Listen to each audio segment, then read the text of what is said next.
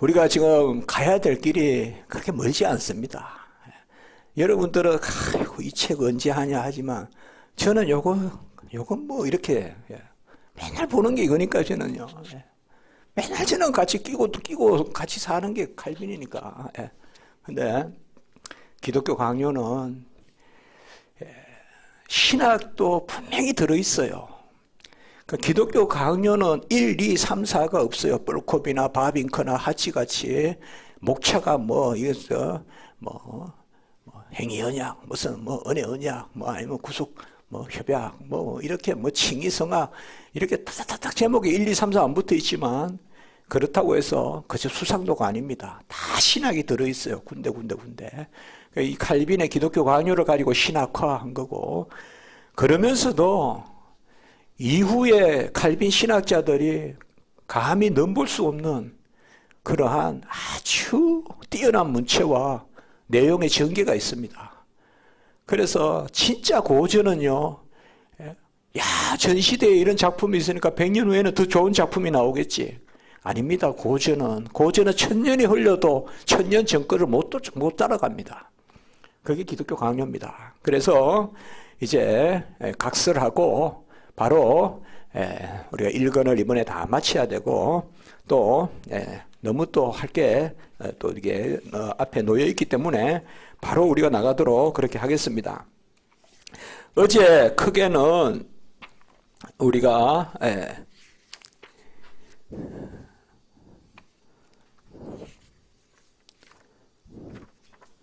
어디까지 했죠? 5장 13절까지 했죠.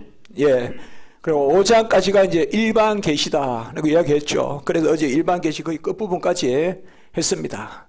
그래서 일반 계시는 피조물, 사람, 그리고 국가, 사회, 질서, 이런 것이 일반 계시물이다. 그런 것을 통하여 계시 주는 하나님이시다. 그래서 하나님이 그런 것들을 통하여, 그것들을 계시물이라고 한다. 일반 계시물을 통하여 하나님이 지식을 주신다. 그러므로 일반 계시도 하나님이 주시는 지식이에요. 사람이 그냥 자연 앞에 앉아서 자기가 깨닫는 지식이 아니에요. 그래서 이미 일반 계시, 특별 계시는 전부 다 은총으로 주어지는 거예요. 은총으로. 그걸 일반 은총이라 그래요. 그래서 일반 은총은 일반 계시적 은총이다. 특별 은총은 특별 계시적 은총이다. 그렇게 제가 정의하는 것입니다.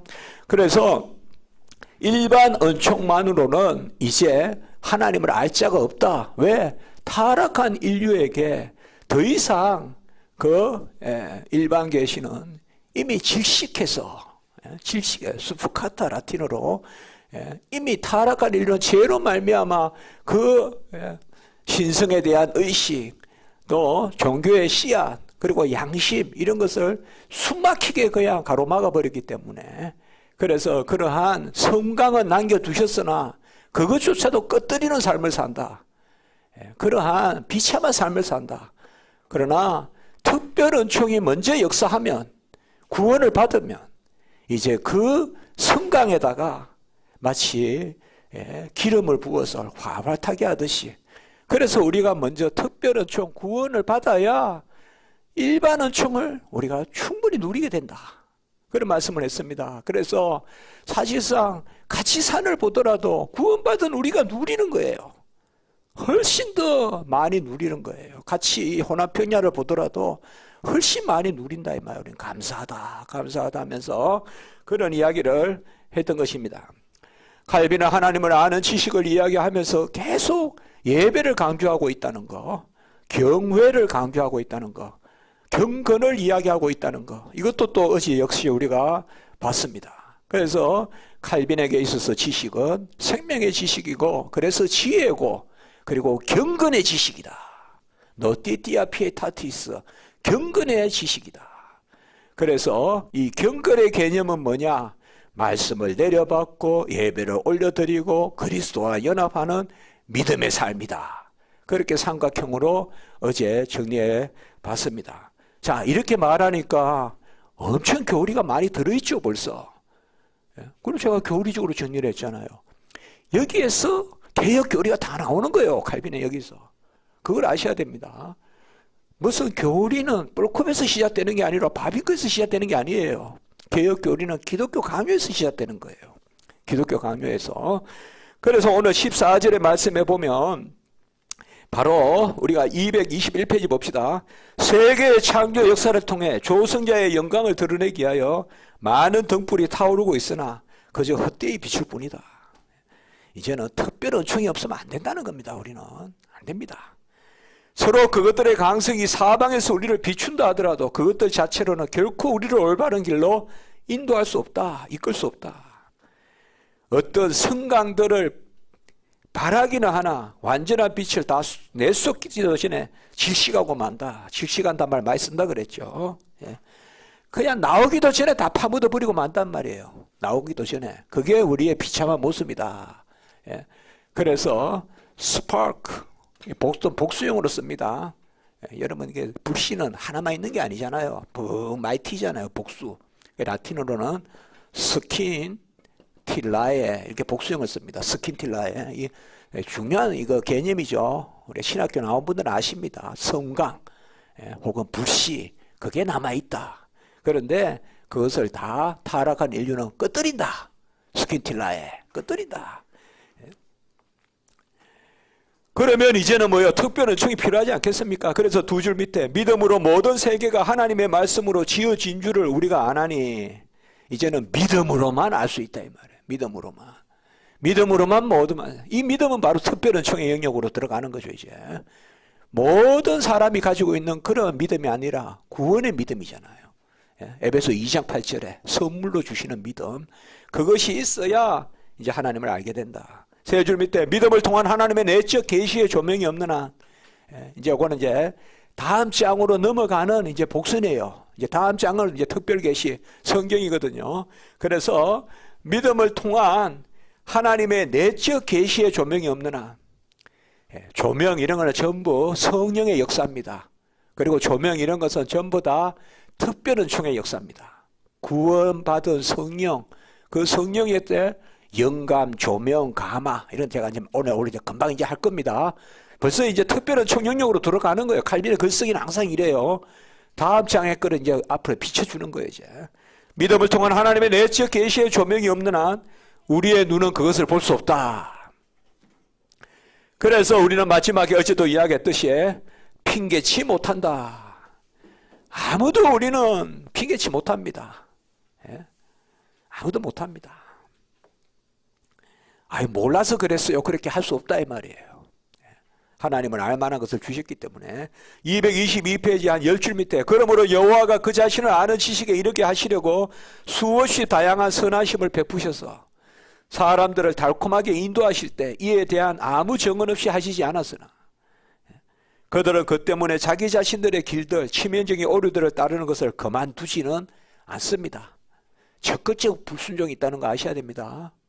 적극적 불순종이 있습니다. 인간에게는.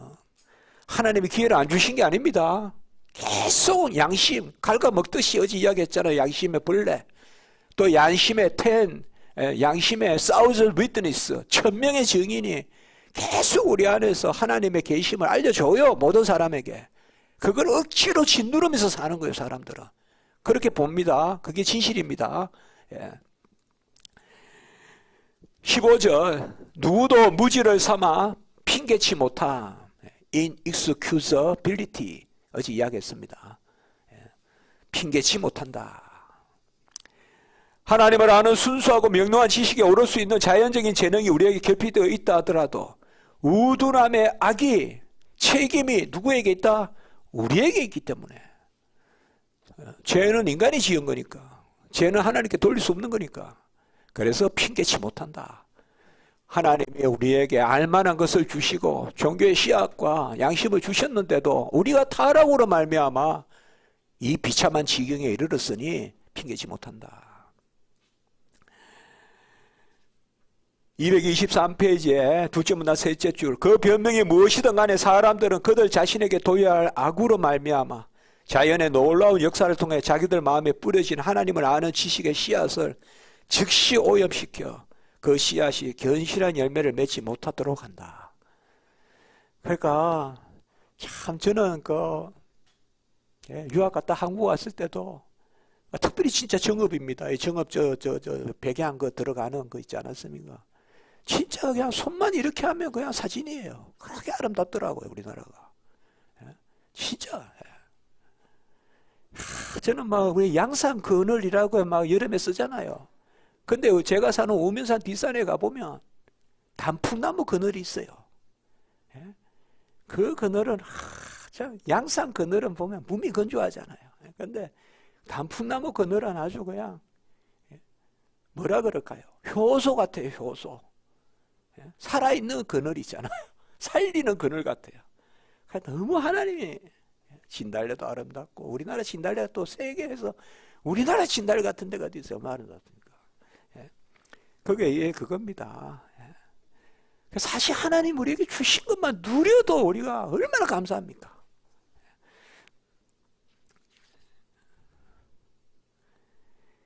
그런데 인간은 거기에 세 줄 밑에 왜냐하면 우리는 세계에 대한 사변을 통하여 한 입이라도 신성의 맛을 보게 되면 즉시 하나님을 제외시킨 채 그의 자리에 우리의 뇌로부터 꺼지네. 지내가 이야기했지만 타락한 인류는 하나님을 알만한 것이 내 속에 작동을 하면 그것을 싹 바꿔서 우상으로 섬긴다 이 말이에요. 그 이야기를 하는 거예요. 꿈들과 환영을 세우고 의지의 선함, 권능에 대한 찬미를 원천이 아니라 원천이 뭐예요? 어제도 나왔잖아요. 하나님이잖아요. 그러나 다른 것에 돌린다 이 말이에요. 인간은. 자, 제6장입니다. 자, 이제 5장까지에 우리가 1장은 뭡니까? 두 가지 지식. 2장은 뭡니까? 경건. 3장에서 5장은 뭡니까? 일반 계시. 이제 6장부터 10장까지 정도. 10장, 특별히 정반부까지는 특별 계시. 성경. 창조주 하나님께 이루고자 하는 사람마다 성경이 지도자와 선생으로 필요하다. 그래, 그게 이제 4절로 됐는데, 그거 제가 분류한 건 밑에 잠깐 보시면 되고요. 바로 226페이지. 성경에 안경을 쓰지 않고는, 첫째로 안경. 자, 안경이라는 비유를 썼습니다. 성경에 안경을 쓰지 않고는 하나님을 창조주와 구속주로 알 수 없다. 5째 줄 밑에, 우리를 세상의 창조주 자신에게로 순수하게 이끄는 다른 더 좋은 버팀목으로 가까이 나아가야 된다. 이제 일반 계시만으로 안 된다 이 말이에요. 이렇듯 하나님이 자기 말씀의 빛에 잘 동그라미 치세요. 말씀의 빛을 더하여 주심으로 구원이 알려지게 하신 것은 헛되지 않다. 자, 이 빛이라는 말이 가장 성경에 정확하게 나오는 것이 요한복음 1장이잖아요. 빛은 뭐를 뜻합니까? 두 가지예요. 지식과 바로 생명을 뜻해요. 우리나라 말에 계몽이란 말이 있죠, 한자에. 계몽이란 말은 무시한 것을 지식으로 돌이키는 걸 계몽이라고 그러잖아요. 그래서 계몽을 시킨다 이 말은 지식. 그리고 또 빛은 뭡니까? 죽었던 게 살아나게 하잖아요. 그래서 요한복음에는 참빛이 있고 포스라고 해요, 헬라어로. 그리고 뭐요? 은혜와 진리가 충만하다. 요한복음 1장 14절 17절 이렇게 가잖아요. 프레레스 카리스토스카이 알레타이아스, 은혜와 진리가 충만하다. 독생자의 영광을 보니, 그 아들의 영광을 보니 독생자의 영광이요 은혜와 진리가 충만하다. 프레레스 카리스토스카이 알레타이아스, 진리, 알레테이아, 은혜, 카리스. 이게 상당히 중요한 개념입니다. 요한복음에. 그 예수는 뭐예요? 길이요, 진리요. 이건 진리고 생명이잖아요. 은혜고. 그 계속 같이 가는 거예요. 요한복음은 진리와 생명이 두 바퀴가 자전거 같이 돌아가는 게 요한복음이에요. 진리 부분, 생명 부분이 같이 돌아가는 거예요. 그래서 이제 이 빛이, 이거는 이제 특별은총의 영역이죠. 이제는 특별은총의 영역이죠. 이거는 영접하는 자, 그 이름을 믿는 자는 하나님을 아는 하나님의 자녀가 되는 근세를 주셨으니 하는 그 영역이죠. 이는 혈통으로나 육정으로나 사람의 뜻으로 난 것이 아니요 오직 하나님께로부터 난 자들이니라. 오직 하나님께로부터 난 자들이니라. 선택, 특별 계시, 특별 은총이죠. 요한복음 2장 13절. 혈통도 아니고 육정도 아니고 사람의 뜻도 아니고 오직 하나님께로부터 난 자들이니라.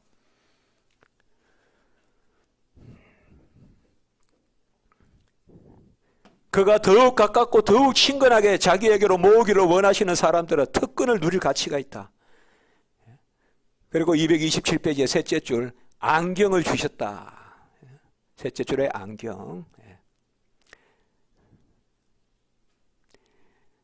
그 밑에 문단. 그의 어둠은 혼돈스러운 하나님을 아는 지식을 우리 마음속에서 한데 묶여 성경은 어둠을 깨뜨리고 참한 하늘을 분명히 보여주는 특별한 선물이다.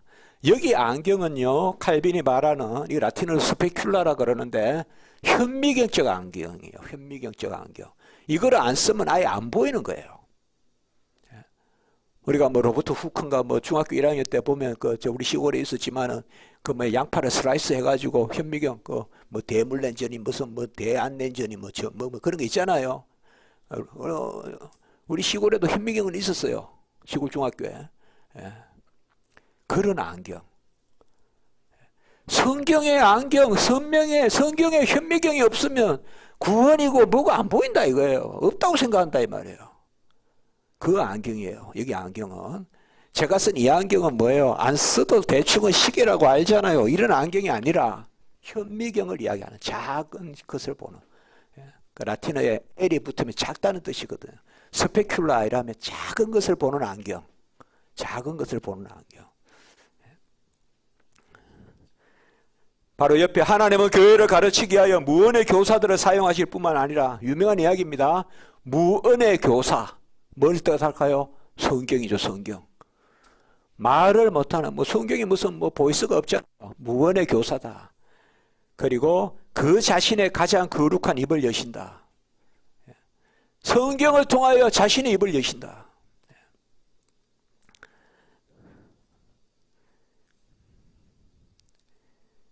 그 밑에 각주 125에는 잘 동그라미 있었어요. 첫째 줄 특별히.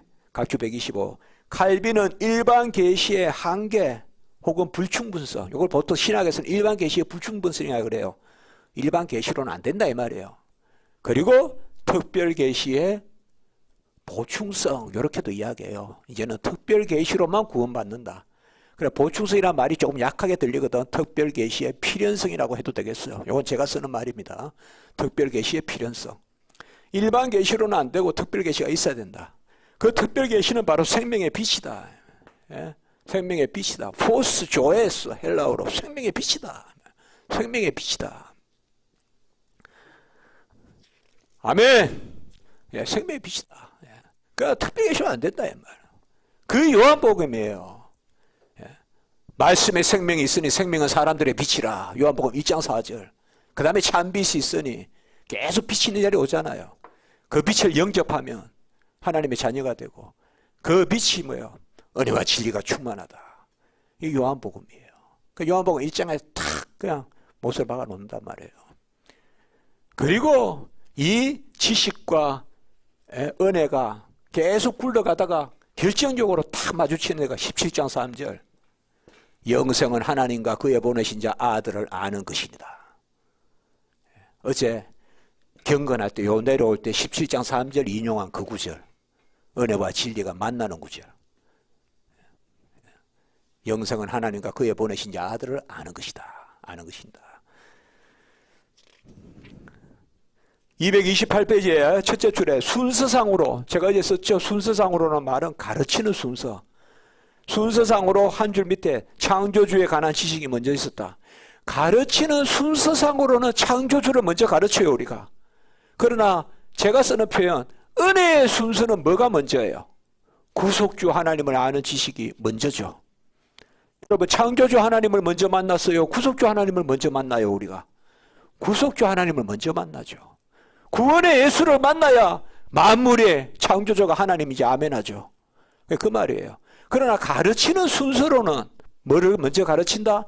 창조주를 먼저 가르친다. 그래서 이런 게 다 의미가 있기 때문에 제가 이제 설명한 겁니다. 가르치는 순서상. 창조주에 관한 지식이 먼저 있었다. 그리고 다른 내적인 지식이, 이때 다른 내적인 지식은 구원주 하나님을 아는 지식, 혹은 구속주 하나님을 아는 지식. 구원과 구속은 같이 씁니다. 구원주 하나님을 아는 지식이 첨가되었다.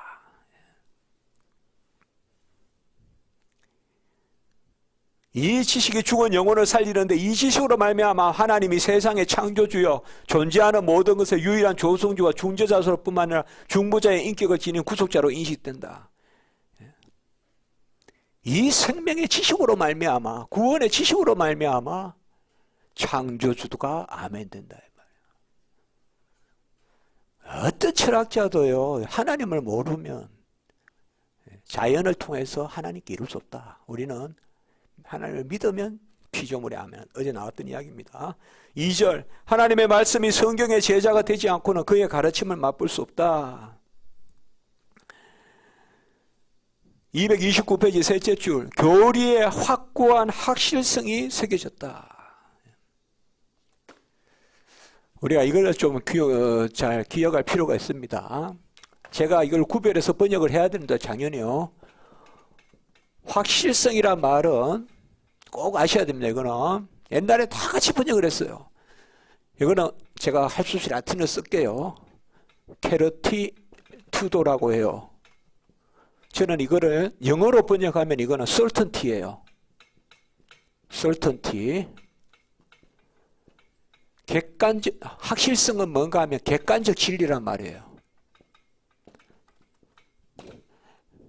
제가 확실성이라고 번역하는 거 객관적 진리다. 그 다음에 확신이라는 단어가 또 있어요. 이거는 피두키아라 그래요. 라틴어로. 라틴어는 일단 제가 그 단어 알아야 되냐 이렇게 생각하지 말고 그렇게 단어가 쓰였구나 정도만 생각하셔도 돼요. 영어로는 assurance예요. assurance, 확신. 이것은 주관적 확신이에요. 그러니까 주관적 확신이라는 말도 여기 쓸게요. 그냥. 무슨 말인가 하면 우리가 성경을 믿는다 할 때 이 두 가지 단어를 다 가지고 있을 때 믿는다 하는 거예요. 확실성은 뭐냐? 객관적으로 진리다 이 말이에요. 예수 그리스도는 세상의 구원자다. 나 그거 인정해. 이건 객관적 진리예요. 그런데 그 예수가 뭐예요? 나의 구원자다. 이건 확신이에요. 아브라함, 이삭, 야곱의 하나님이다. 이건 객관적 확실성이에요. 그러나 그 하나님이 누구의 하나님이다? 나의 하나님이다. 그게 주관적 확신이에요. 요셉이 구덩이에 빠졌어요. 요셉이 감옥에 들어갔어요. 그러면 하나님이 그 위경에 처한 요셉을 구원하여 주시는 분, 그건 객관적 사실이에요. 그러나 내가 위험에 빠졌을 때, 내가 요셉과 같이 보디발의 아내로 인해서 엄해를 당했을 때, 그때 내가 믿는 거, 그게 주관적 확신이에요. 우리는 믿음이라고 할 때 이 두 가지가 다 있어야 믿는 거예요. 어떤 사람은 보면 좀 객관적인 것만 잘 믿는 사람이 있는데 정작 자기에게 일이 닥치면 전혀 믿음이 약한 그런 경우도 있어요. 또 어떤 사람은 객관적인 사실보다 전부 나한테 끌어들여서 생각할 수도 있어요. 앞으로 우리가 말씀을 믿는다는 것은 이 두 가지, 객관적 진리에 대한 아멘, 그 다음에 주관적 확신에 대한 아멘, 이 두 가지가 같이 있을 때 우리는 믿는다고 하는 거예요. 태초로 하나님이 천지를 창조하셨다. 인류를 창조하셨다. 그까지만 믿는 게 아니라 나도 지으셨다. 이렇게 믿는 거예요. 그게 이제 여기서 객관적 확실성. 이렇게 해봅시다. 객관적 확실성. 주관적 확신. 예, 중요한 이야기입니다. 이게 이제 나중에 가면 쓴 김에 객관적 확실성은 뭐냐?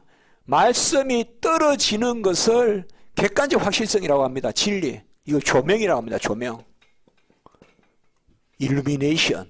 빛이 떨어지는 거. 그러면 빛이 떨어져서 내 안에 들어오는 걸 뭐라고 하냐? 가마라고 합니다.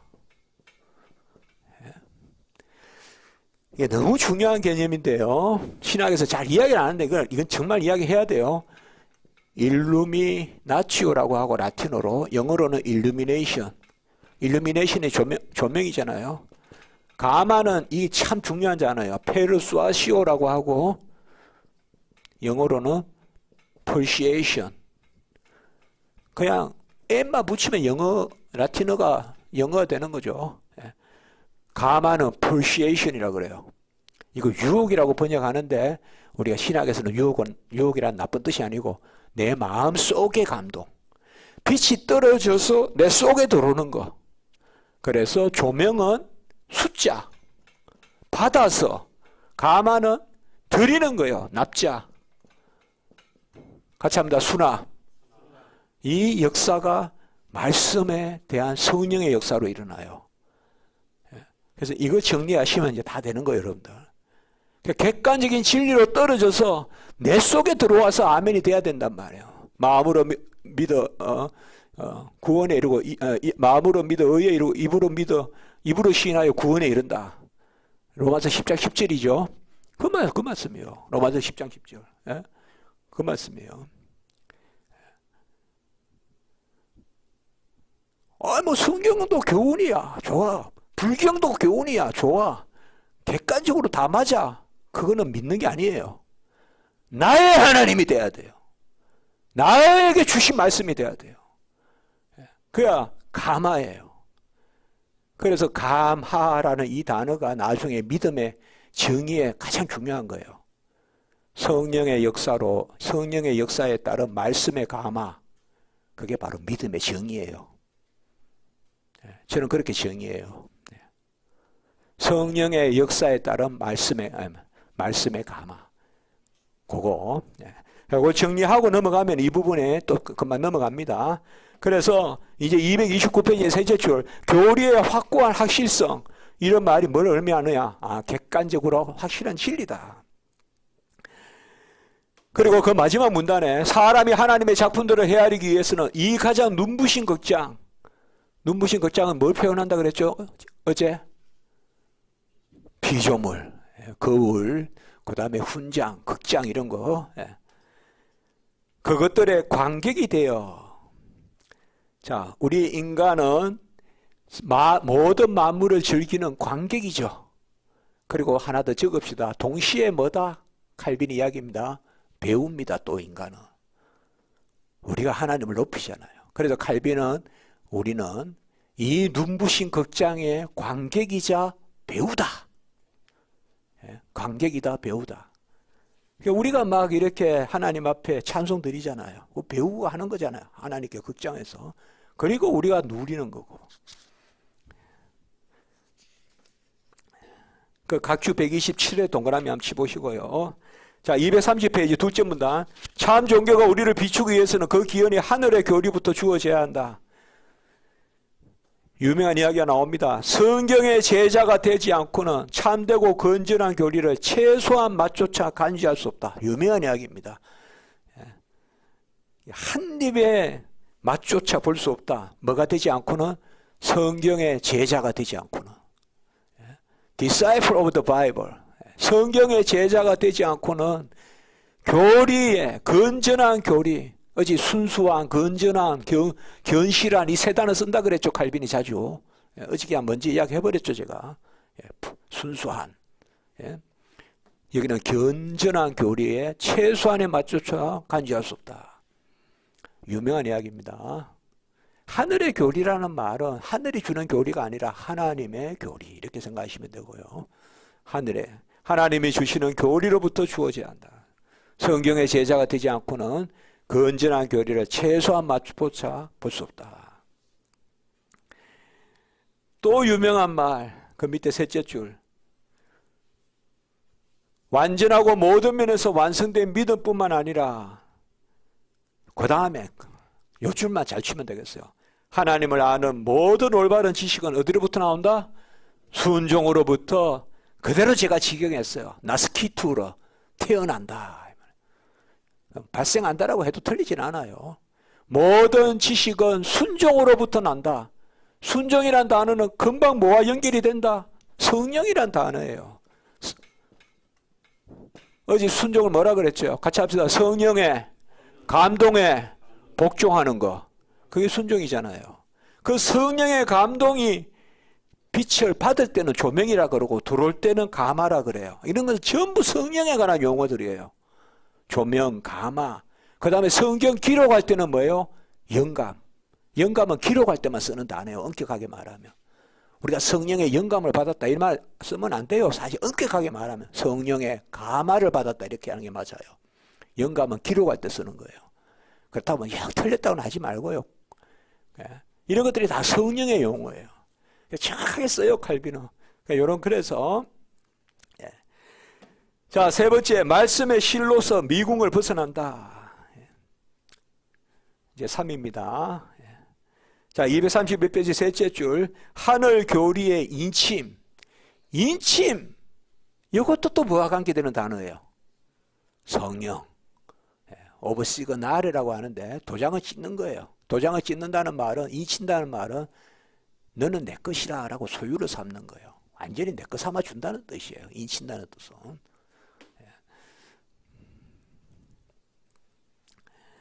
자, 그 밑에 문단. 만약 말씀으로부터 벗어난다면 앞서 말했듯이 아무리 힘을 모아서 신속하게 나아갈지라도 그 행로가 길밖에 있으므로 결코 목적지에 이르지 못할 것이다. 그래서 말씀의 실, 이제 두 번째 비유입니다. 첫 번째는 뭐였죠? 안경. 두 번째는 실. 라틴어로 리네아라 그래요. 여러분들 린넨이란 말 있죠? 린넨, 천, 그 실이란 뜻이거든요. 거기서 나온 단어예요. 라틴어 리네아, 실. 아까는 스페켈라, 현미경, 실. 여기 실은 뭔가 하면 바로 거기 밑에 제가 132에 이야기했죠. 이건 신화에 나오는 이야기인데 테세우스라는 그 장 있잖아요. 그리스 신화에 나오는. 거기가 저 밑에 하데스 지옥에 가서 전쟁하러 갔는데 그 지혜로운 아내 아드라니아가 그 미로예요. 거기가. 그 미로에서 벗어날 때 실을 감고 나오라고. 그 말입니다. 여러분 미로는 우리가 벗어나 보면 아주 공간이 좁잖아요. 이런 미로에 옛날에 시장에 보면 미로를 막 만들어 놓으면 여기 갔다 저기 갔다 쿵쿵거리잖아요. 그리고 짐승도 미로에 빠지면 어느 펜스 앞에서 죽잖아요. 그런데 실을 묶어 놓으면 감아서 나오잖아요. 그래서 말씀의 실이라요. 그 밑에 보세요. 미궁. 여기 미로라는 말이에요. 그러니까 이 실이 없으면, 이 성경이 없으면 미로를 헤맨다 이 말이에요, 우리가. 라틴어로 레버린투스, 영어로 레버린스, 미로를 해야 한단 말이에요. 그리고 또 유명한 말 그 밑에 이 길을 벗어나 가장 신속하게 달리는 것보다 이 길 가운데로 절며 가는 것이 더욱 만족스럽다. 이것도 유명한 이야기예요. 최근에 누가 이걸 인용했더라고요. 신문인가 어디서. 이 길을 벗어나, 성경의 길을 벗어나 신속히 달리는 것보다 울며 절며 가더라도 이 실을 감으면서 가는 것이 빠르다. 성경의 길이 빠르다. 그래서 두 번째는 실입니다. 자, 첫 번째는 안경의 비유는 뭐였죠? 현미경적 안경. 성경이 없으면 안 보이는 거예요. 아예 처음부터. 그러니까 존재 자체를 없다고 생각하는 거예요. 성경이 없으면 구원도 몰라요. 영생도 몰라요. 천국도 몰라요. 그저 희미하게 보는 정도가 아니라 없다고 이야기해요. 그런 현미경적 안경이다 이 말이에요. 두 번째, 성경이 없으면 미로를 헤매요. 미로를 헤맨다고요. 두 번째는 실이다. 세 번째는 이제 스콜라가 본래 스쿨이란 뜻이에요. 학교란 뜻이. 우리 스콜라 학파 그러잖아요. 스콜라. 학교다 이 말이에요. 학교. 세 번째는 학교 비유. 그래서 4절 하나님의 자녀들의 고유한 학교. 하나님의 자녀들에게만 하나님의 자녀들만 다니는 학교예요. 성경은. 하나님의 자녀들의 고유한 학교인 성경에서 배운다. 여러분 거기에 19절 그 시편 19편 인용했잖아요. 이건 여러분들 꼭 보세요. 시편 19편이 119편의 요약이라고 하잖아요. 여기에 보면 다 들어있어요. 전반부는 일반 계시, 후반부는 특별 계시. 다 들어있어요 여기에. 그 다음에 후반부에 가보면 인간의 타락도 있고요. 구원까지 다 있어요. 그러니까 시편 119편에 전교리가 다 들어있어요. 시편 119편에 전교리가 다 들어있다. 그걸 이야기하고 있어요. 그래서 하늘이 하나님의 영광을 선포하고 궁창이 그의 손으로 하신 일을 나타내는도다. 그 부분은 왼쪽에 일반 계시라고 적으면 되고 그 밑에 여호와의 율법은 완전하고 영혼을 소속시키며 여호와의 증거는 확실하여 우둔한 자를 지혜롭게 하며 여호와의 교훈은 정직하여 마음을 기쁘게 하고 여호와의 계명은 순결하여 눈을 밝게 하도다. 특별 계시잖아요. 이게 다 들어있다고요. 저는 간혹 옛날에 성경 공부할 때 여기에 여호와의 율법, 여호와의 증거, 여호와의 교훈, 또 여호와의 계명 다 동의어예요. 여러분 이거 우리 잠도 오는데 성경으로 넣어가지고 한번 읽어볼까요? 성경을 넣어가지고 성경은 완전하여 이런 식으로 시작. 성경은 완전하여 영혼을 소성시키며 성경은 확실하여 우둔한 자를 지혜롭게 하며 성경은 정직하여 마음을 기쁘게 하고 성경은 순결하여 눈을 밝게 하는도다. 아멘. 이게 성경이란 말이에요. 구약의 율법이니 계명이니 이런 건 성경이란 말이에요. 특별 계시다. 그래서 그 밑에 셋째 줄 하나님의 자녀들의 고유한 학교다. 그리고 지식을 말할 때마다 마지막 뭐가 나온다 그랬습니까? 233페이지 첫째 줄 뭐가 나온다? 예배. 역시나 또 칼빈이 예배라고 하죠. 항상 사도 바울도 서신서나 저도 새벽 예배 때 지금 디모데 후서 제가 옥중 서신 쭉 해왔거든요. 지금까지 다 에베소부터. 지금 디모데 후서하고 있는데 주일 새벽 예배 때 항상 옥중에서 찬송하잖아요. 그 다음에 기도하고 그게 빌립보서 기도, 에베소서 기도 있잖아요. 이게 또 예배입니다. 자, 각주 135번은 동그라미 치주 쓰고요. 자, 제7장 성경은 그 확실한 근위에 부합하게 성령의 정언으로서 확립되어야 한다. 이제 중요합니다. 성경과 성령 혹은 말씀과 성령, Word and Spirit, 말씀과 성령, 이게 개혁신학의 두 축입니다. 말씀과 성령, 말씀이 있는 곳에 성령이 있고 성령의 역사에 말씀이 있다. Word and Spirit. 성경은 확실한 근위에 부합하게 성령의 정언으로 확립되어야 하고 성경에 대한 믿음이 교회의 판단에 따른다는 불경건한 공상이다. 7장 여기에 이제 바로 성경의 근위, 성경의 내적 증거, 유명한 우리 교리 같은 게 다 나옵니다. 이 칼빈이 시작입니다. 이게 이 유명한 교리에 그 바로 이 부분입니다. 자, 1절 236. 성경은 하나님의 말씀으로 그 자체로 완전한 근위가 있으므로 그 가치는 교회의 승인과 무관하다. 교회가 승인해서 성경이 근위가 있는 것 아니다 이 말이에요. 성경의 근위 위에 교회가 서는 거지. 그런데 로마 캐톨릭은 교회가 승인해야 성경이 의미를 갖는다고 이야기해요. 이걸 교회의 성경 승인권이라 그래요. 같이 해볼까요? 교회의 성경 승인권. 그게 로마 캐톨릭 교리예요. 그게 아니다 이 말이에요. 236페이지 마지막 문단. 성경은 신자들이 그것을 하늘로부터 내려왔다고 확고하게 여기고, 하늘로부터 내려왔겠어요? 하나님이 주셨다는 뜻 표현이에요. 그는 하나님이 주셨다. 거기서 하나님의 살아있는 음성 자체를 듣는 듯이 할 때 완전히 근위를 갖는다. 성경이 살아있다는 것은 성경에 하나님이 말씀하신다는 거예요. 하나님은 언제나 살아계시잖아요. 성경 우리가 볼 때도 살아있고 들을 때도 살아있고 살아계시고 그래서 살아있다는 거죠. 바로 2절로 넘어가면 되겠습니다. 교회의 터는 성경이며 그 경건의 직분은 그 말씀을 하나님의 진리로 받아들이는 데 있다. 세 줄 밑에 선지자적이고 사도적인 교리가 교회의 터일진데 선지자들의 터 위에 교회가 세워졌다. 바로 그 에베소 2장 20절 있죠. 교회가 시작되기 전에 교리가 확실성을 확립했다. 그래서 교회에 서고 넘어짐의 조항이 교리다. 교회가 서야 교리가 서고, 교리가 서야 교회가 서고, 교리가 무너지면 교회도 무너진다.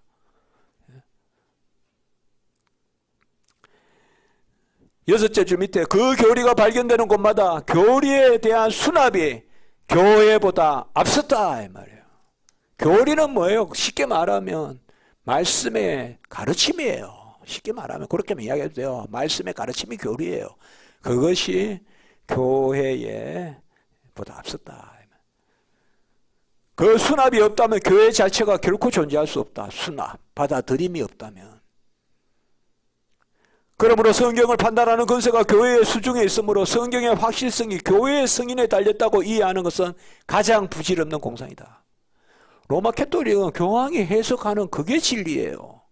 성경 자체가 계시가 아니라. 그러니까 전통이에요. 로마 캐톨릭에서 전통이라는 것은 교황의 판단이 전통인 거예요. 몇 대 교황, 몇 대 교황, 몇 대 교황. 그러니까 여러분 카톨릭 서점에 가보면 성경보다 항상 교황 어록이 앞에 있어요. 그게 뜻이 있는 거예요. 그게 아니다 이 말이에요. 옛날에 우리 그 평강제일교회 그 박윤신 목사 그 이단 할 때, 그때 그랬다니까요. 제가 이번에 김제에서도 제가 이야기했죠. 성경이 진리가 아니라 성경을 풀어서 해석한 목사님의 말씀이 진리다. 이렇게 하면 큰일 날 일이죠. 성경 자체가 진리죠. 성경 자체가.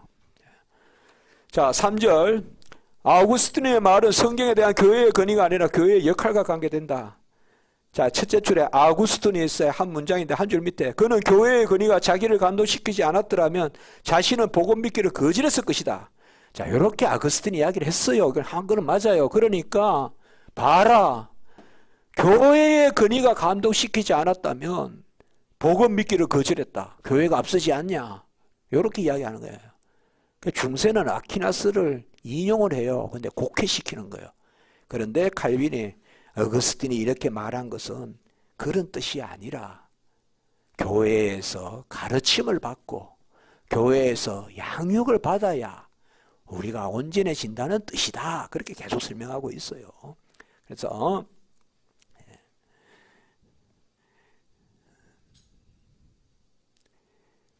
바로 그 240페이지에 둘째 문단 둘째 줄. 이 거룩한 사람에게는 성경을 믿는 우리의 믿음을 교회의 자의적인 성인에 맡겨두고자 하는 마음이 있었다 없었다? 없었다. 그것만 줄치면 되겠습니다.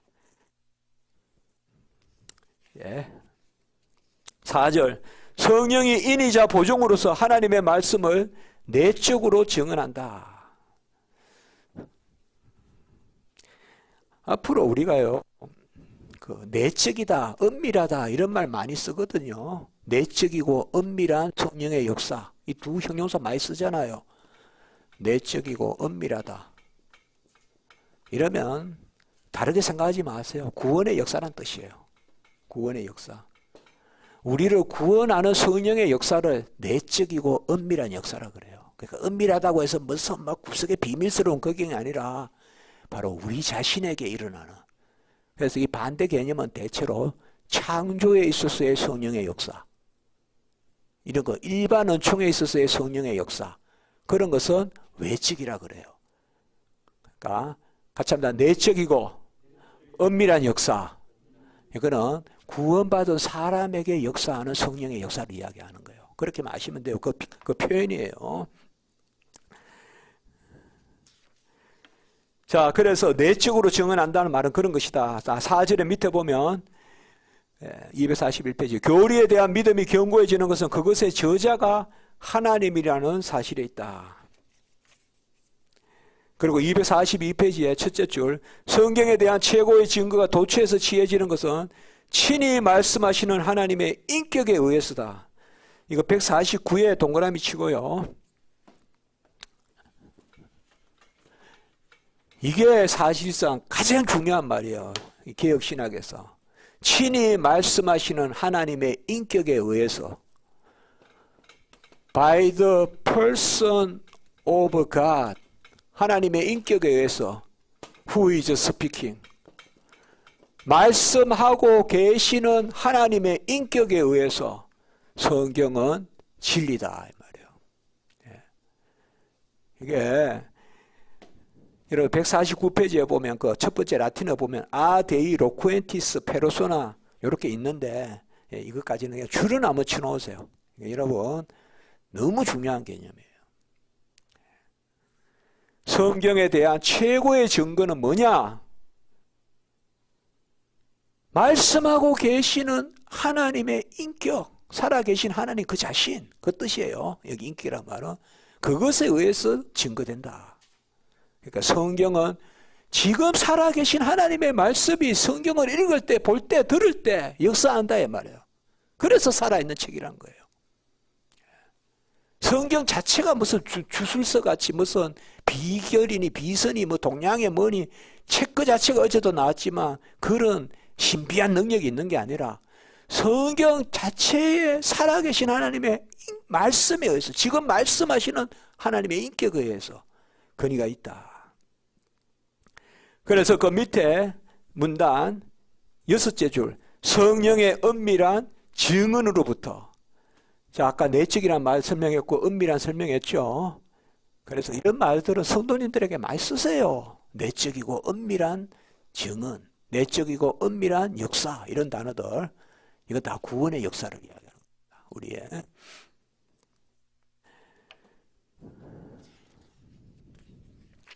자, 그리고 여기도 또 바로 많이 넘어가겠습니다. 244에 첫째 줄, 선지자들의 입을 통하여 말씀하신 동일한 성령이 우리의 마음을 뚫고 들어와 하늘로부터 명령된 것이 충실히 표현되도록 감화하신다.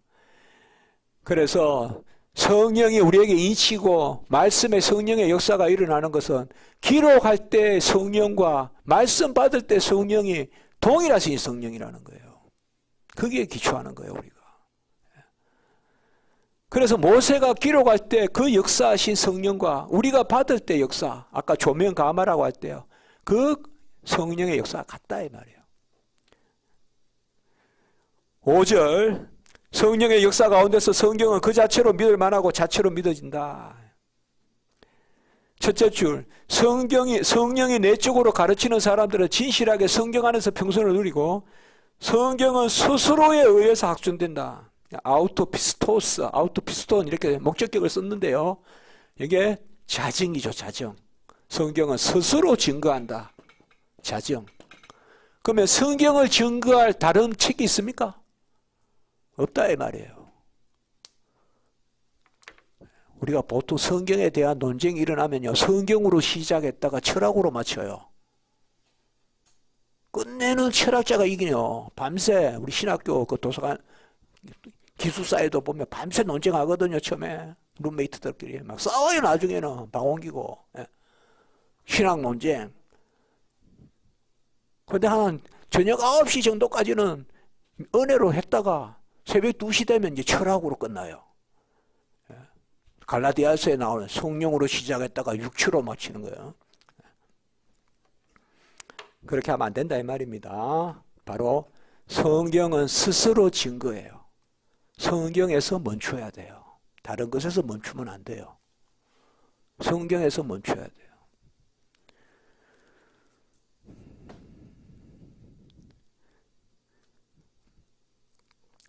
자증입니다. 자증. 상당히 중요한 교리입니다. 지금. 성령이 내적으로 가르치는 사람들은 견실하게 성경 안에서 평안을 누리고 성경은 스스로에 의해서 확증된다. 아우토는 스스로 이런 뜻이잖아요. 피스토스. 같이 해볼까요? 스스로 믿을 만하다. 이거를 우리가 그래서 우리 선배님들이 너무 선배님들이 이런 말들을 만들어내셨어요. 자기 가신성. 이렇게 말씀하셨어요. 성경은 자기가 믿을 만하다. 가신성. 같이 합시다. 자기 가신성.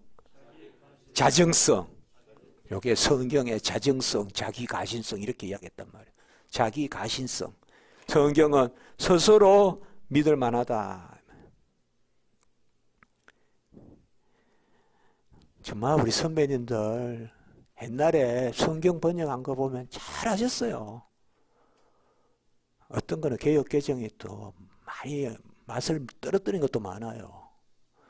정말 우리 선배님들이 애쓰셨어요. 자, 왜냐하면 성경은 의당 그 자체의 이음으로 자발적으로 자체의 경위를 부여함에도 불구하고 성경이 마침내 우리에게 진지하게 영향을 미치는 것은 성령을 통하여 우리의 마음이 인침을 받았을 때이다.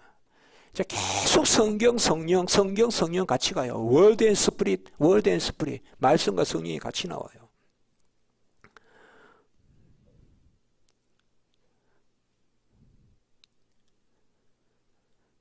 그리고 245페이지 넷째 줄, 하나님의 입 그 자체로부터 우리에게 흘러나왔다.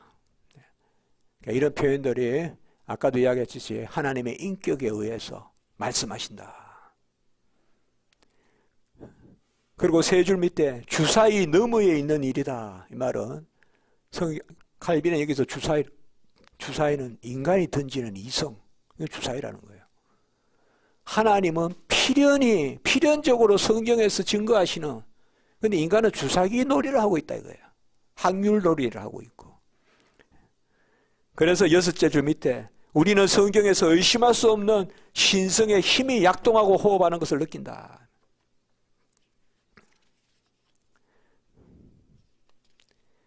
각주 154도 여러분 한번 동그라미 쳐보십시오.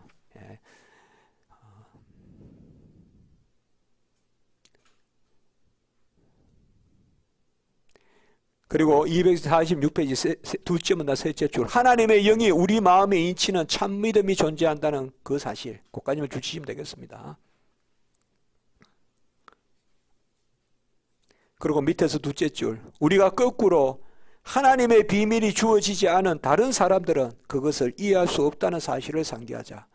주어진다, 그러면 우리는 뭐요? 받아들인다, 수납한다, 하나님이 주신다. 어제도 제가 그런 표현, 계시를 내려주시고 예배를 올려드리고 내려주시는. 우리는 기도할 때 하나님의 진리를 만들려고 하면 안 돼요. 1.1획도 가감없이 받아들이려고 해야죠. 저는 이른 빛, 늦은 빛, 새벽빛, 일정한 빛 있잖아요. 성경에 나오는 이른 빛, 늦은 빛, 새벽빛과 같이 일정한 빛, 그게 전 진리라고 생각해요. 어제 이야기했죠. 같이 할까요? 객관적, 절대적. 진리는 객관적, 절대적으로 계시는 존재하는 거예요. 영원히 존재하는 거예요. 창세 후에 계시가 처음 존재한 것도 아니에요. 하나님은 스스로 말씀이시니까. 그걸 우리는 수납하는 거예요. 수납. 받아들이는 거예요. 인간이 만든 지식을 가지고 하나님의 지식을 말한다면 절대 창조로는 있을 수가 없어요. 왜? 인간은 피조물인데. 피조물의 지식으로 하나님을 논한다면 창조는 말할 수가 없잖아요. 태어난 존재가 어떻게 태어남 자체를 말할 수가 있겠어요? 여러분, 우리가 출생에 대해서 말할 게 있습니까? 마찬가지잖아요. 내 출생도 모르잖아요, 우리는. 자기 출생 본분이 있습니까, 여기? 자기 태어난 거 본 적 있냐고요, 우리는. 마찬가지라고요. 자, 제8장.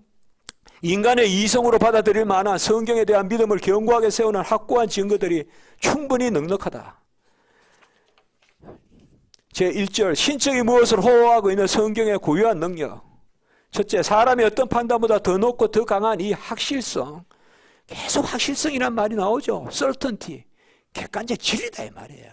아까 이야기했죠. 객관적 진리. 확실성이죠.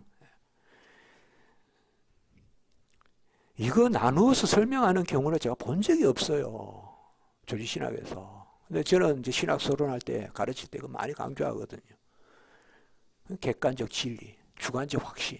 그 다음에 네 줄 밑에 성경에 걸리는 그 확실성의 기초에 자리 잡지 못하게 되면 항상 유예된 채로 남아있는다.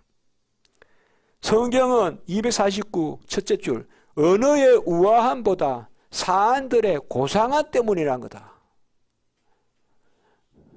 성경은요, 이사야는 되게 글을 잘 썼어요. 그러나 아모스나 이런 데는 도구의 목자잖아요. 문체가 안 좋아요. 근데 여러분, 우리가 성경 문체가 나빠서 못 읽겠다는 사람 있습니까? 지금 그 말이에요. 문체가 우아해서가 아니라 오히려 칼빈은 뭐라고 이야기하는가 하면 바로 밑에 줄 보세요. 하늘나라의 숭고한 비밀을 대부분이 경멸할 만큼 평범한 말을 통해 전해지는 것은 그것들이 아주 수려한 말씀씨로 설명되어 불경건한 자들이 그 나라의 힘이 오직 말씀씨에 있다고 비웃고 터지 잡는 일이 없도록 하려고. 그러니까 평범한 문체로 평범한 언어로 고상한 진리를 담고 있다 이 말이에요. 문체가 화려해서 성경이 뛰어나다 이러면 사람들이 문체가 뛰어나니까 성경은 좋다고 착각할까 봐 그랬다는 거예요. 그래서 성경에서 하나님이 뭘 담아주셨는가? 그게 계시잖아요. 그게 때문에 귀하다. 그 밑에 뭐나 성경 그 자체가 세련되지 않고 미숙하다시피 한 단순성이 경의가 표해지는 웅변가들의 어떤 구변보다 종교심을 이끌어낸다. 이것도 성경에 대한 증거가 되지 않을까요? 세상에서 성경을 읽어가지고 지루하다는 사람 없잖아요. 자, 250페이지의 둘째 줄, 성경에는 신적인 무엇을 호흡하고 있다. 제가 길게 각주를 달았습니다. 199, 159 그 밑에 각주. 이런 것이 제가 번역한 외에 큰 작업입니다, 이거. 예. 길게 달아놨죠. 여기서 제가 뭐냐, 칼빈은 성령의 축자 영감을 말하고 있다고 제가 여기서 이야기한 거예요. 그게 쭉 내려가면 한 12점 밑에 완전 축자 영감 있죠.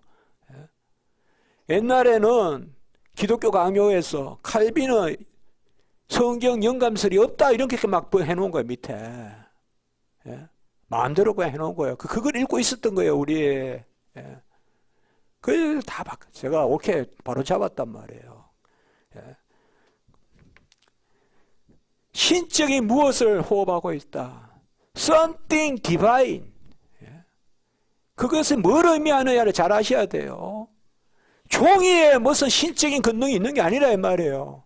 그 말씀에는 살아계신 하나님의 인격의 역사가 있다 이 말이에요. 그가 지금 말씀하신다는 거예요, 항상. 성경을 기록할 때 역사하신 성령이 성경을 읽을 때 역사하신다 이 말이에요. 그래서 워드의 스피릿, 말씀과 성령이 함께 역사한다 이 말이에요. 그래서 성경은 살아있는 책이란 말이에요. 그래서 완전하고, 그래서 문자 하나도 연관되어 있다 이 말이에요. 완전 축자 영감. 완전 축자 영감. 그것에 서 있다. 그럼 159 읽어보시면 돼요. 여기 제가 칼빈의 디모데후서 4장 16절 주석도 이야기했고요.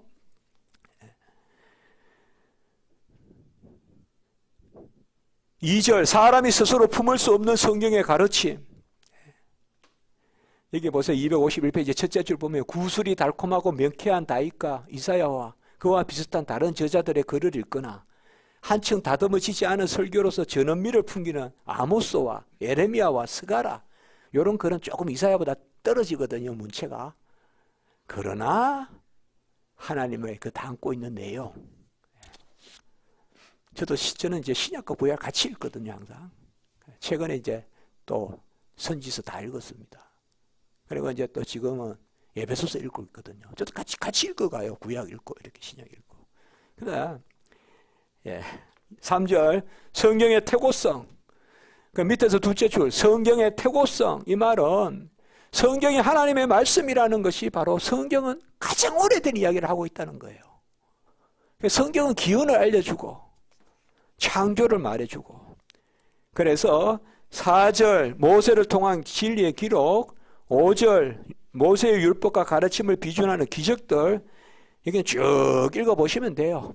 문제가 없어요. 6절 기적을 경험하고 기록한 하나님의 거룩한 종 모세, 7절 예언과 성취의 기록. 요 256페이지는 밑에서 셋째 줄 그것들은 너무나 분명하게 하나님의 계시를 내쉬고 있어서 말씀하시는 분이 하나님이시라는 확신을 건전한 사람들이 갖게 한다. 계속 나오죠.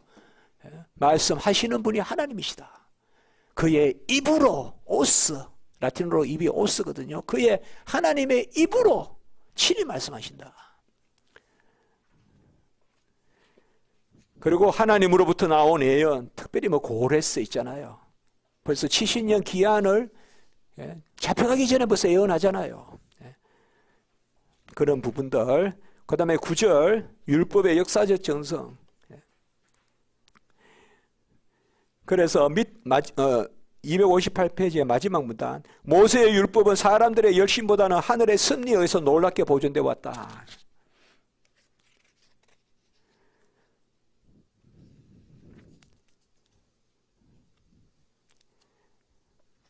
그리고 261페이지에 11절 가기 전에 두 줄이에 아우구스티누스가 기독교의 서적상들이다.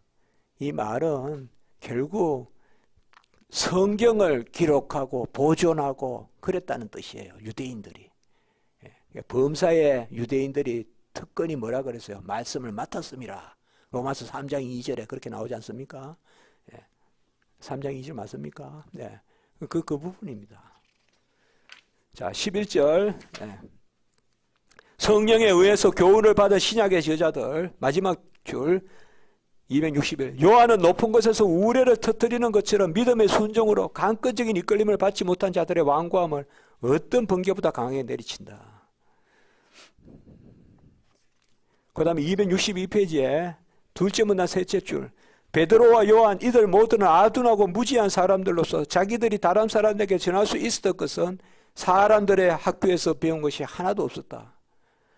설마 이들이 자기 말을 했다면 어쨌든 그 배경이 뭐 베드로가 뭐 한때 많이 배웠던 사람이었다. 그런데 어부다 뭐 이런 설도 없잖아요. 있지만 어쨌든 어부잖아요. 무슨 율법사가 아니잖아요.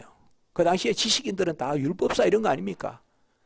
그런데 이런 사람들이 어떻게 성경을 기록하냐 이 말이에요. 하나님이 주시지 않았다며 그 말씀을. 그 이야기입니다. 그리고 12절 교회의 지체들이 함께 한 호흡을 함으로 함께 한 호흡을 한다. 그거는 줄 맞추면 됩니다. 일단 두 군데 줄쳐볼게요. 263페이지에 다섯째 줄 밑에 그럼에도 불구하고 그것은 마치 종려나무와 같이 항상 더 높이 올라갔으며 불효불결하게 꿋꿋이 서 있다. 아까 우리가 식사하고 차 마시면서도 그런 대화 잠깐 했는데요. 어려울수록 하나님의 말씀은 더 흥황한다. 지금 이런 것도 한다, 저런 것도 한다. 그럴수록 진리는 더 흥황한다. 칼빈이 좀 쓰는 표현이거든요. 주석이나 이런 데도. 종려나무는 밑둥을 자를수록 더 높이 자란다. 이런 표현이에요. 이게. 종려나무는. 그러니까 환란이 있을 때 말씀은 더 흥황한다. 그 이야기입니다. 그리고 밑에서 여섯째 줄 거룩한 한 호흡 가운데 이건 상당히 중요한 개념입니다. Holy One Spiration, 이게 콘스피라치오라고 하는데요. 라틴어로. 예. 그냥 라틴어는 라틴어 같이 생각하시면 돼요. 콘이 한 개잖아요. 콘. 스피라치오 이라면 스피로 이라면 숨쉬다는 뜻이에요. 여기서 스프릿이 나오는 거예요. 영이. 한 호흡을 한다. 한 호흡. 그러니까 거룩한 한 호흡. 우리가 함께 숨쉰다. 이 말이에요. 그러니까 진리는 하나요. 성령도 하나요. 옛날에 유럽의 어떤 그런 모임에서 그때 제목이 한 호흡, 거룩한 한 호흡이었어요. 칼빈의 여기 나온 이야기예요. 거룩한 한 호흡. 그런데 그게 주로 좀 에큐메니칼 쪽에서 그 제목을 삼았어요. 예? 칼빈이 그때 그분들은 하나를 빠뜨린 거지. 한 호흡이라면서 성령만 생각한 거지. 그런데 칼빈이 거룩한 한 호흡이라고 하는 지금 여기는 어디예요? 성령을 다루는 기독교 강요 3권이 아니라 어디예요? 말씀을 다루는 곳이잖아요. 말씀의 진리가 하나라는 데 더 강조점이 있죠. 그렇지 않습니까? 그래서 제가 그때 그런 지적을 한 거예요. 제가 박사과정 할 때 그랬어요. 에딘버러에 있을 때. 인용을 바로 하라고. 칼빈이 여기서 강조하는 것은 오히려 말씀이지. 진리는 뭐 진리의식도 없으면서 무슨 한 호흡이라 하면서 성령만 이야기하냐. Word and Spirit, 말씀과 성령이 모두 하나다. 13절, 성경의 확실성과 성령의 내적 감화. 이제 눈에 띕니까? 확실성, 확신은 감화잖아요. 그렇죠? 감화라는 말, 이거 가장 중요한 단어 중에 하나예요. 감화란 말 좋죠, 여러분들? 말씀의 감화. 감화. 감동이라고 표현도 쓸 수 있어요. 드리는 거. 조명, 감화. 같이 해볼까요? 조명과 감화. 말씀의 빛이 떨어져서 들어오는 거. 사실 우리가 엄격하게 나누지만 어제하고 똑같아요. 동시에 일어나요, 사실. 조명 감화가 동시에 일어난다고요. 그러나 요거를 가르치기 위해서 두 가지로 하는 거예요. 객관적 진리와 주관적 확신. 이것이 동시에 뭐로? 성령의 역사로. 이게 믿음이에요. 나중에 이제 꼭 가면 끝이에요. 믿음은 말씀에 대한 성령의 감화라 했잖아요, 아까. 같이 해볼까요, 다시? 말씀에 대한 성령의 감화. 이게 믿음의 정의예요. 그러니까 믿음은 말씀 없는 믿음 없어요. 믿음은 들으면 그리스도의 말씀으로. 로마서 10장 17절. 말씀 없는 믿음 없어요. 말씀 없는 믿음 없어요.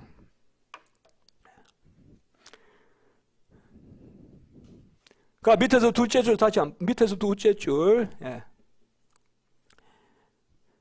성경은 오직 그 하시성이 성령의 내적 감화에 기초할 때만 하나님을 아는 구원의 지식을 실제로 만족시킨다. 확실성, 감화. 이래서 이제 사실상 우리가 원어로 번역할 필요가 있다. 이런 거 옛날에는 그냥 다 똑같이 번역해, 다. 뭐 아무 의미가 없어요. 가마도도 없고 뭐도 없고 다 똑같아요. 다. 전부 다 확신으로 다 번역해 버렸어요. 다. 이런 거를. 저는 확실성, 확신 구별해서 한다.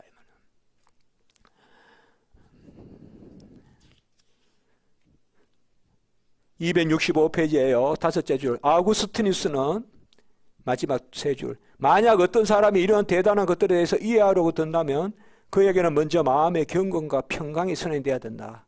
다시 경건의 지식 이런 걸 말하고 있는 것입니다. 여러분 조금만 더 하고 싶게요.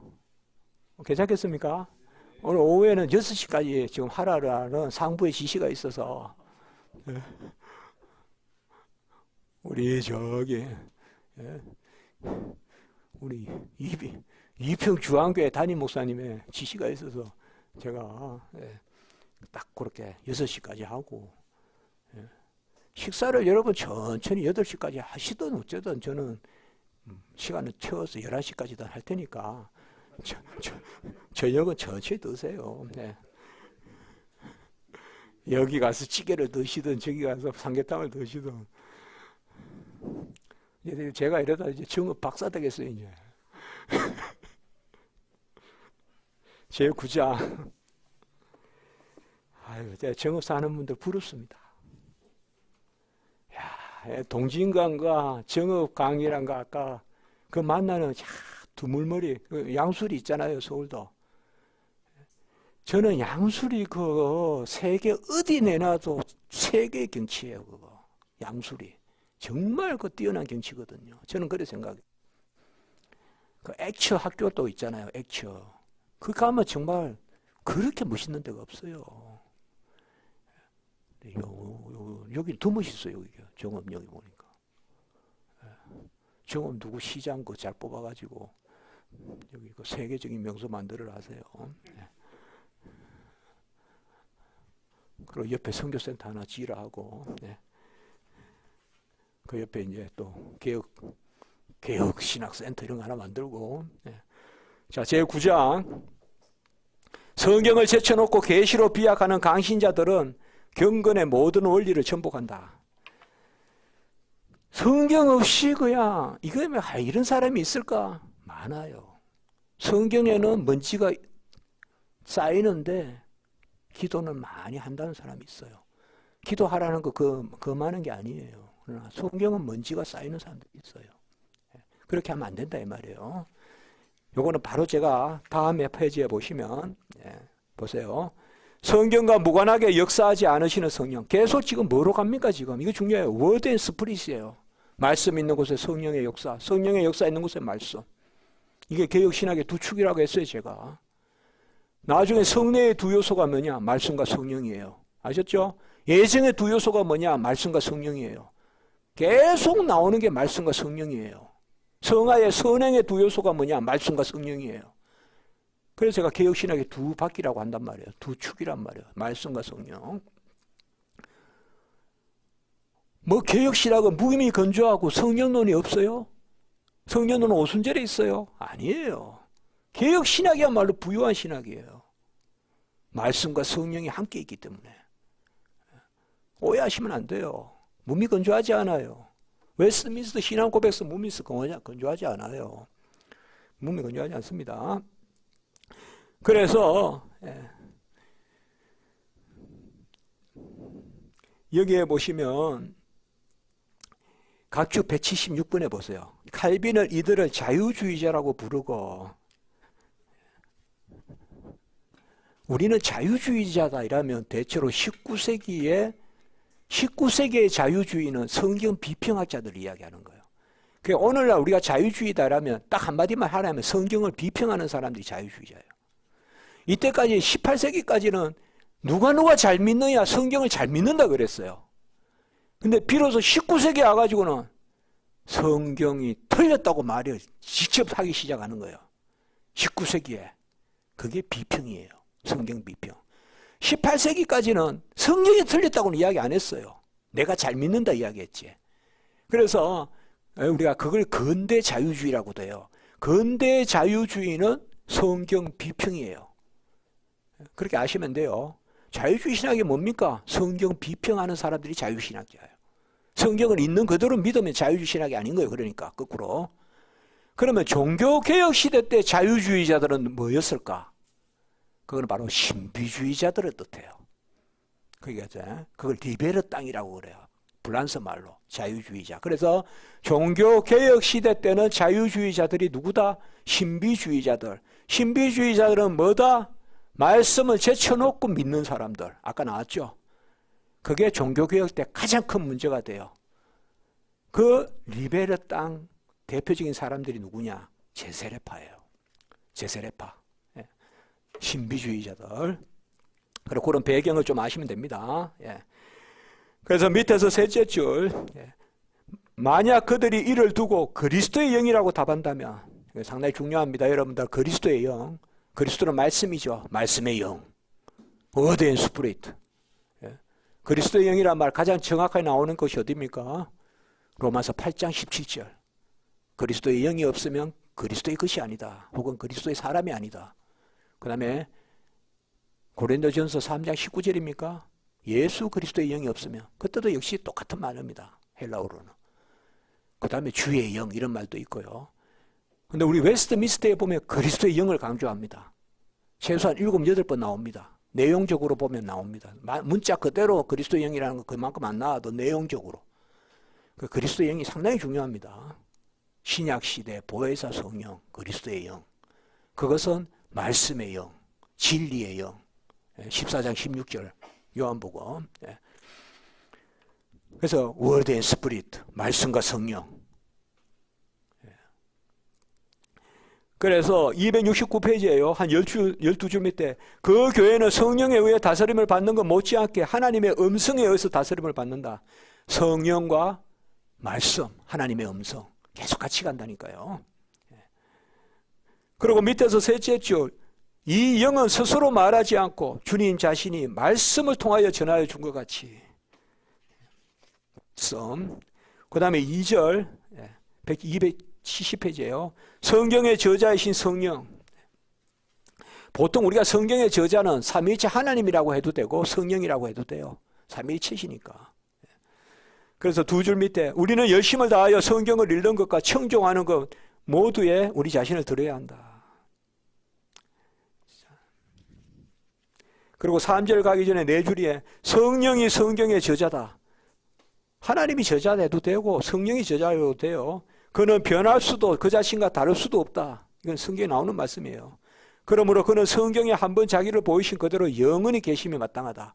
이걸 생각할 때마다 어떻게 여러분들은 말씀하시면 되면 성경 기록의 영감의 성령과 우리가 성경을 받을 때에, 그래서 우리가 성경 저자에게 역사하는 성령의 역사, 그거를 성경 기록하는 성경의 저자 바울, 모세, 사무엘, 성경의 저자에게 역사하는 성령의 역사를 우리는 영감이라고 그러고, 성경의 독자에게 성경을 읽을 때 들을 때 성령의 역사를 우리는 아까 두 가지 조명과 가마라고 그래요. 이건 둘 다 라틴어를 썼으니까 요거는 인스피라치오, 여기다가 M만 붙이면 영어예요. 인스피레이션. 인스피레이션. 조명과 가마는 아까 여기 썼죠, 같이. 그래서 이 세 가지 같이 합니다. 영감, 조명, 가마. 이게 말씀과 성령의 관계를 뜻하는 세 개념이에요. Word and Spirit의 관계. 기록일 때는 영감. 보통 우리는 뭐 가마도 영감이라고 해요. 그러다 틀린다고 하지 마세요. 그냥 엄밀하게 쓰면 인스피레이션은 이때 쓰는 거예요. 말씀을 우리에게 인스피리오, 인이란 말은 인투라는 뜻이에요. 동사 앞에 인이 붙으면 인투라는 뜻이에요. 후불어 넣는다는 뜻이에요. 그게 영감이에요. 스피로는 호흡하다는 뜻이거든요. 인스피라치오는 후불어 넣었다는 뜻이에요. 말씀을. 그 기록할 때 우리는 뭐예요? 받아들이는 거예요. 조명 가마. 그렇게 생각하시면 되죠. 자, 3절. 하나님은 성령의 조명으로 말씀의 경륜을 수행하시에 272페이지에 둘째 문단, 만약 여호와의 율법이 성령을 통하여 효과적으로 마음에 새겨진다면, 그것이 그리스도를 제시한다면 영혼을 소성시키고 소자들을 지혜롭게 하는 생명의 말씀이 될 것이다. 구약도 다 생명의 말씀이다 이 말이에요. 예언의 말씀, 예수 그리스도를 바라보는 예언의 말씀. 그 밑에 문단 첫째 줄, 말씀 자체가 성령의 증언으로 확정되고, 또 월드 앤 스피릿이죠. 옛날에 제가 기독교 강요 학생들에게 수업할 때는 계속 월드 앤 스피릿은 무조건 동그라미 치라 그래요. 그게 개혁 신학이다. 말씀과 성령, 말씀과 성령.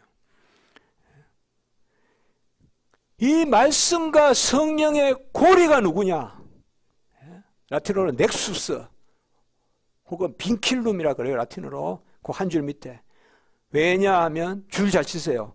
주님이 어떤 상호 간의 고리로 말씀과 영의 확실성을 연결시킨다 이 말이에요.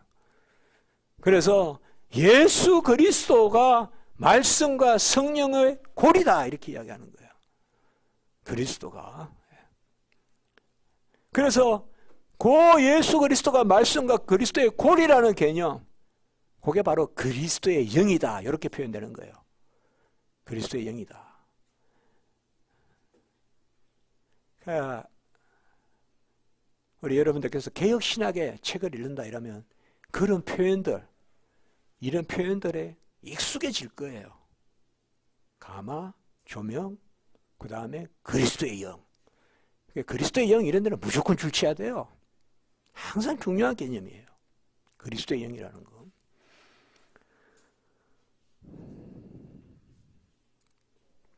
(272페이지) 밑에서 여섯째 줄, 하나님이 동일한 성령을 내려보내셔서 그 능력으로 말씀의 경륜을 수행하신 것은 말씀의 효과적인 확증으로 자기 일을 이루고자 하심이 있었다. 이러한 방식으로 그리스도는 두 제자의 지각이 열리게 하셨다. 엠마오로 가는 두 제자죠. 누가복음 24장이니까. 그들이 성경을 내던지고 스스로 지혜롭게 된 것이 아니라 그때 뭐라고 그랬어요? 성경이 나에 대해서 증언했다 그랬잖아요. 엠마오에서 기록했다 그랬잖아요. 마찬가지로 데살로니가 사람에게도 성령을 소멸치 말고, 그리고 뭐예요? 예언을 멸시치 말고. 이때 예언은 뭐예요? 말씀이잖아요. 예. 베드로 전서입니까? 거기도 예언 나오잖아요.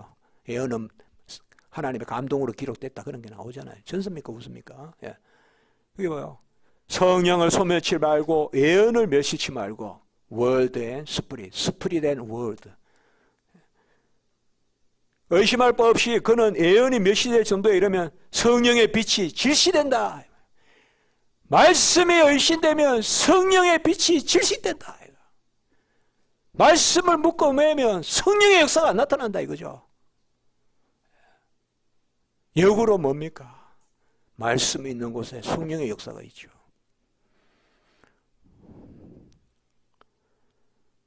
열 줄 밑에 말씀은 주님이 자기 영의 조명을 신자들에게 나누어 주시는 도구라. 계속 칼빈은 월드 앤 스피릿, 월드 앤 스피릿, 월드 앤 스피릿 대놓고 쓰는 거죠. 여기도 봐요. 말씀과 영. 계속 말씀과 영 같이 나오죠.